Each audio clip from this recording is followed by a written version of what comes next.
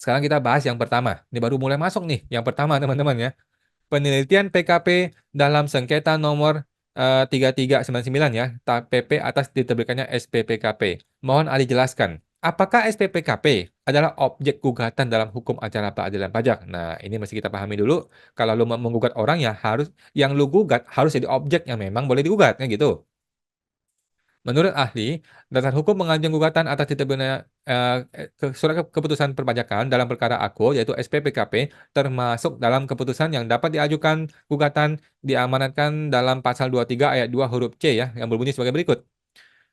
Pasal 23 ayat 2 huruf C Undang-Undang KUP ya. Gugatan wajib pajak atau penanggung pajak terhadap ada A, B, C, D ya. Yang pertama adalah surat paksa, surat perintah penyitaan atau pengumuman lelang. Yang B adalah keputusan pencegahan dalam rangka penagihan pajak. Yang C adalah keputusan berkaitan dengan pelaksanaan keputusan perpajakan ya, selain dalam pasal 25 ayat 1 dan pasal 26. Atau penerbitan SKP atau SK keberatan, ini SKP lah ya, hasil pemeriksaan hanya dapat diajukan pada Badan Peradilan Pajak. Oke, kita masuk yang nomor C di sini.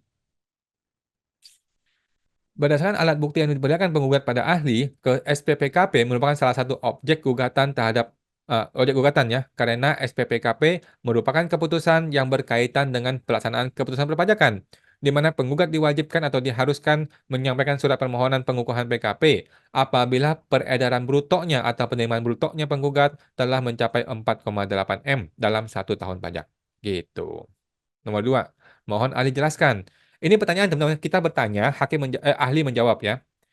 Apakah prosedur hukum acara yang harus dilakukan oleh tergugat sebelum tergugat menerima SPPKP? Jadi gini, sebelum SPPKP terbit, apakah ada prosedur atau tata cara yang harus dilakukan oleh tergugat, oleh DJP maksud gua? Nah, ini yang kita mintakan kepada ahli. Ahli bilang, penggugat harus atau wajib menyampaikan permohonan pengukuhan PKP dalam hal penggugat telah memiliki peredaran usaha melebihi 4,8 M dalam 1 tahun pajak ya, sebagaimana dalam KUP ya, pasal 2 ayat 2. Nah, ini adalah KUP, Ketentuan Umum Perpajakan ya, pasal 2 ayat 2 disebutkan.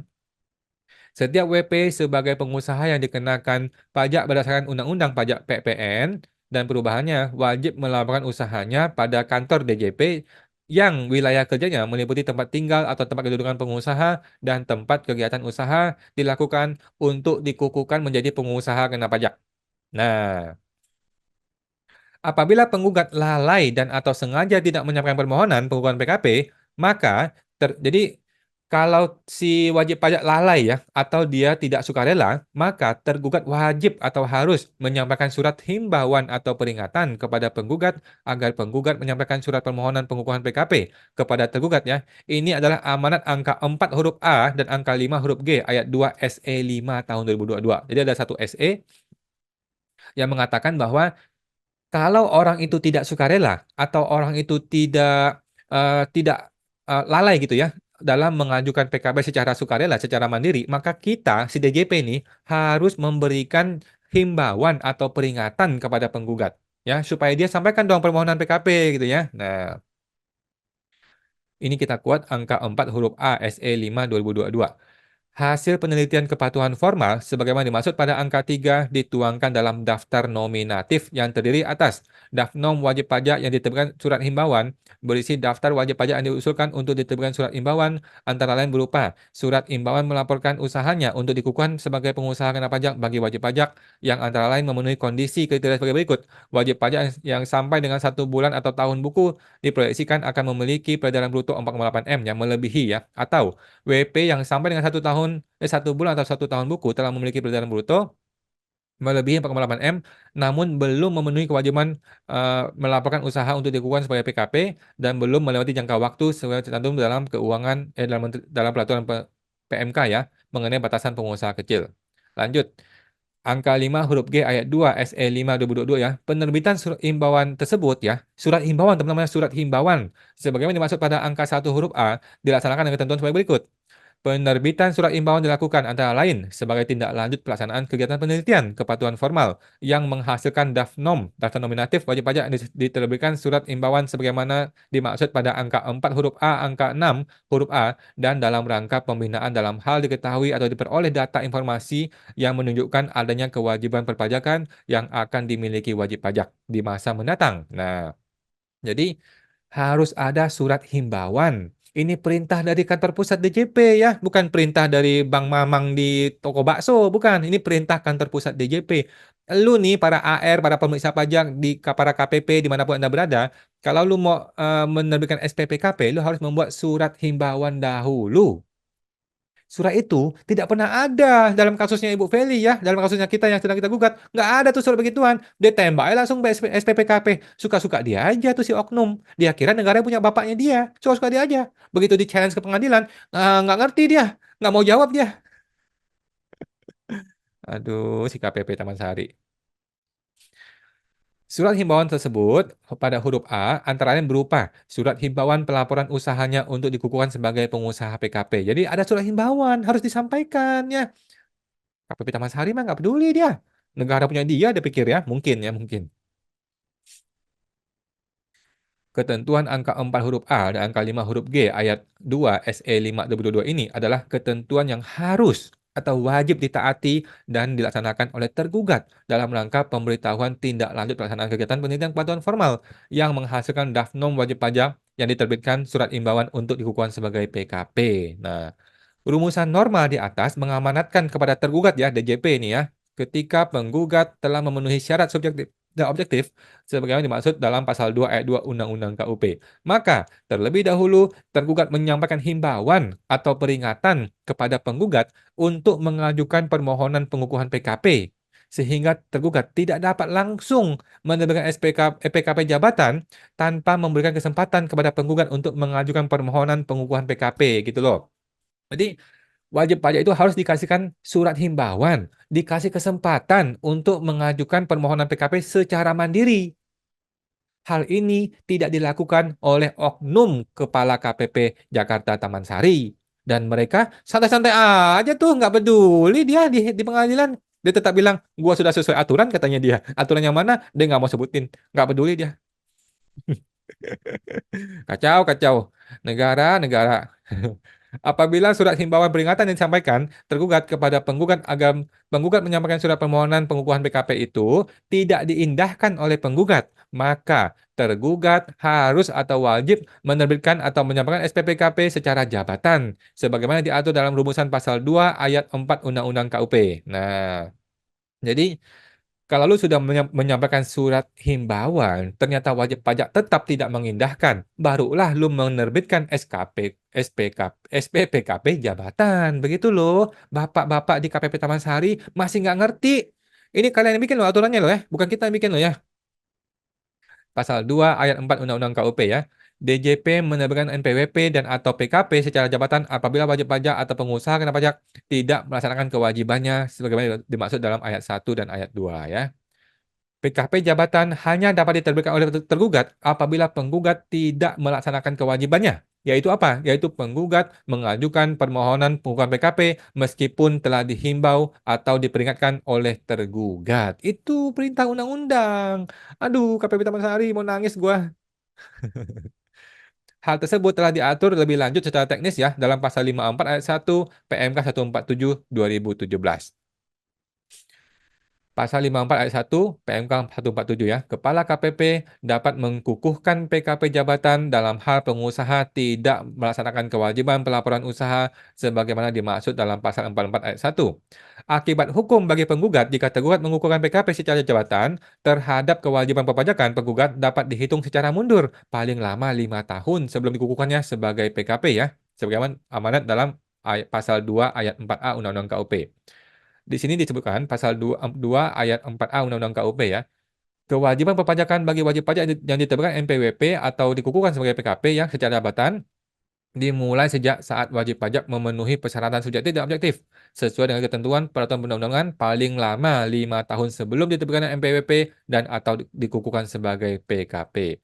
Berdasarkan alat bukti yang diterima ya oleh ahli, penggugat telah menerima SPPKP. Namun, tergugat tidak pernah menyampaikan surat himbauan atau peringatan kepada penggugat yang pada pokoknya tergugat menghimbau memperingatkan penggugat untuk mengajukan permohonan pengukuhan PKP. Hal ini tidak pernah dilakukan oleh KPP Jakarta Taman Sari. Suka-suka dia aja, langsung SPPKP tiba-tiba terbit. Nggak ada angin, nggak ada hujan, nggak ada lautan, nggak ada apa.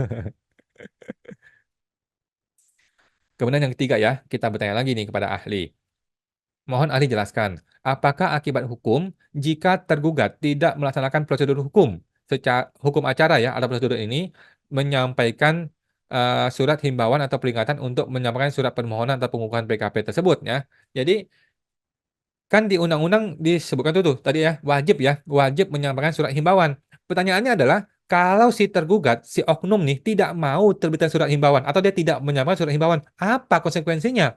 Kan gitu pertanyaannya. Nah, menurut ahli, apabila tergugat lalai dan atau sengaja tidak menyampaikan surat himbauan atau peringatan kepada penggugat untuk mengajukan surat permohonan pengukuhan PKP, maka tergugat tidak dapat membuktikan bahwa penggugat telah memiliki pelajaran bruto dan atau penerimaan bruto melebihi 4,8 M ya dengan menggunakan asas ya actori incumbit probatio actori onus probandi yang artinya siapa yang mendalilkan maka dialah yang harus membuktikan. Dengan demikian SPPKP telah diterbitkan tidak sesuai dengan prosedur hukum yang berlaku ya, undue process of law. Sehingga SPPKP tersebut tidak dapat disebut sebagai putusan yang sah ya, karena tidak memenuhi ketentuan pasal 52 ayat 2 huruf B Undang-Undang Administrasi Pemerintahan. Pasal 52 ayat 2 huruf B Undang-Undang AP disebut ya, sahnya keputusan sebagaimana dimaksud dalam ayat 1 didasarkan pada ketentuan peraturan perundang-undangan dan AAUPB ya. Apabila SKP telah diterbitkan sebagai keputusan yang tidak sah karena diterbitkan tidak sesuai dengan prosedur yang berlaku ya, undue process of law, maka SPPKP tersebut telah menjadi cacat prosedur. Ya, Pak Bos, Pak DJP masih nggak ngerti nih orang-orang si oknum nih. Cacat prosedur sehingga SPPKP tersebut dapat dibatalkan berdasarkan ketentuan pasal 66 ayat 1 huruf B Undang-Undang AP ya, Administrasi Pemerintahan. Dalam pasal 66 ayat 1 disebutkan huruf B ya, keputusan hanya dapat dibatalkan apabila terdapat cacat prosedur. Prosedur.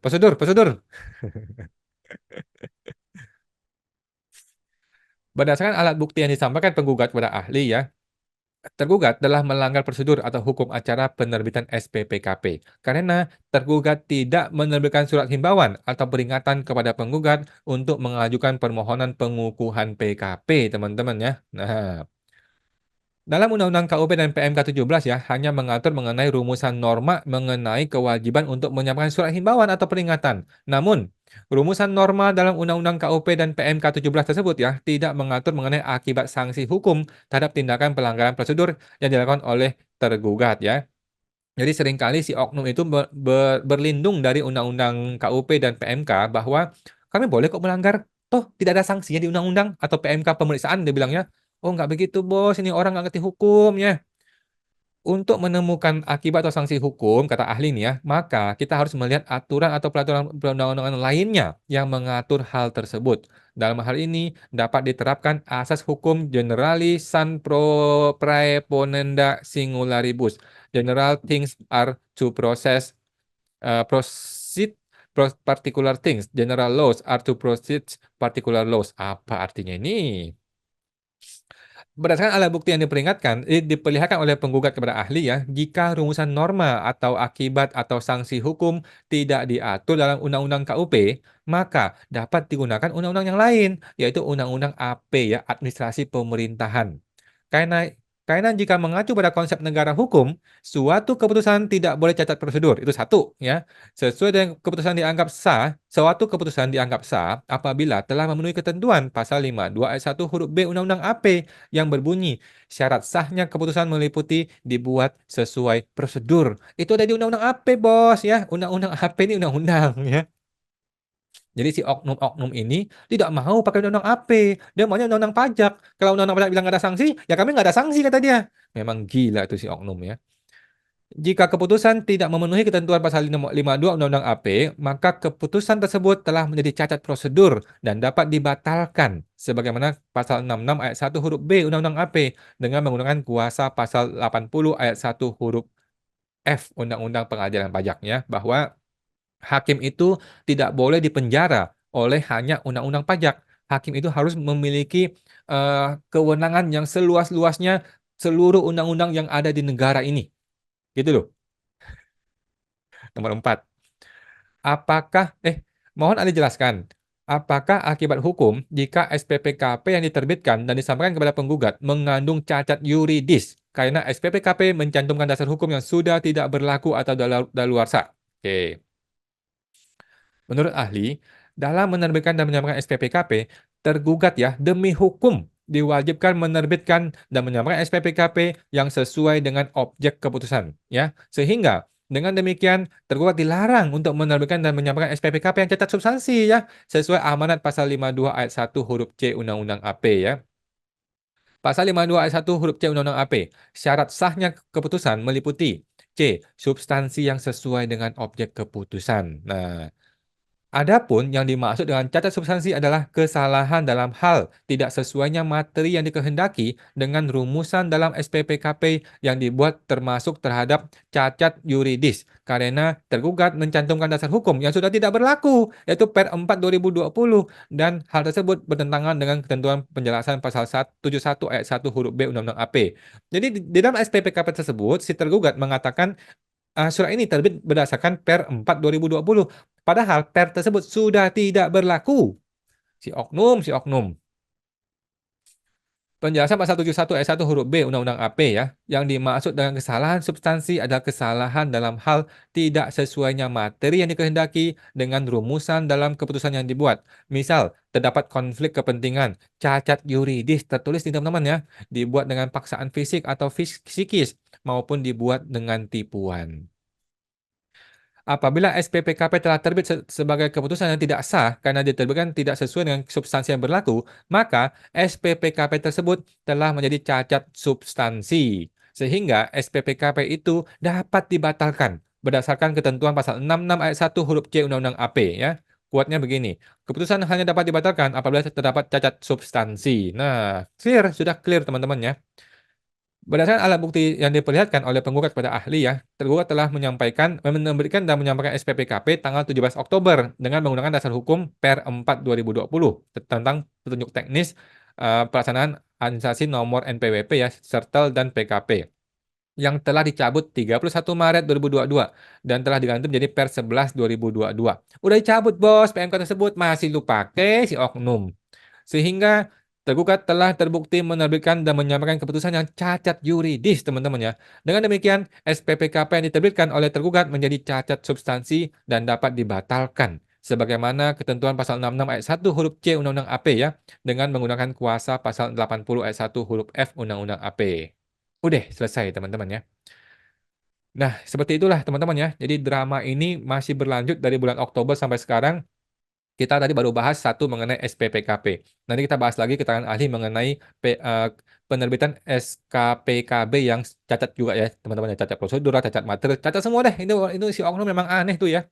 Nah, jadi khusus SPPKP ini, teman-teman gimana? Coba deh lu komentar di video ini, menurut lu gimana? SPPKP itu apakah cacat atau tidak cacat? Ya, kalau dia cacat, apakah itu boleh dibatalkan atau tidak boleh dibatalkan? Karena menurut si oknum nih ya, menurut si oknum dia tidak cacat prosedur dan dia tidak bisa dibatalkan walaupun cacat. Katanya dia ya, karena di undang-undang pajak tidak ada mengenai sanksi kalau itu cacat prosedur gitu loh. Memang gila tuh si oknum. Bingung kita ya. Dan di pengadilan juga terbukti mereka bingung. Mereka bingung untuk menjawab pertanyaan kita ya. Kita bertanya nih mengenai dasar hukum pemeriksaan, dasar hukum penerbitan SPPKP, ada pemeriksaan tapi kita nggak pernah disampaikan, ada surat apa atau tidak ada surat kita tidak pernah disampaikan. Tiba-tiba ada surat datang namanya PKP jabatan. Kita tidak pernah ada himbauan sebelumnya, nggak pernah ada surat apapun sebelumnya, tidak pernah ada pemeriksaan apapun sebelumnya sebagai dasar terbitnya SPPKP ini. Dan si oknum tetap bilang, kami sudah sesuai prosedur, bos. Bingung kita jawabnya, teman-teman ya. Udahlah, teman-teman ya. Nah, makanya teman-teman, kita harus paham bahwa pengadilan pajak adalah tempat yang baik untuk mencari keadilan. Ya, jangan takut dengan pengadilan, teman-teman ya. Gunakanlah upaya hukum yang betul. Salah satu adalah pengadilan pajak. Oke, teman-teman, itu aja ya. Kita akan lanjut di video berikutnya. Semoga terbantu. Sampai jumpa lagi.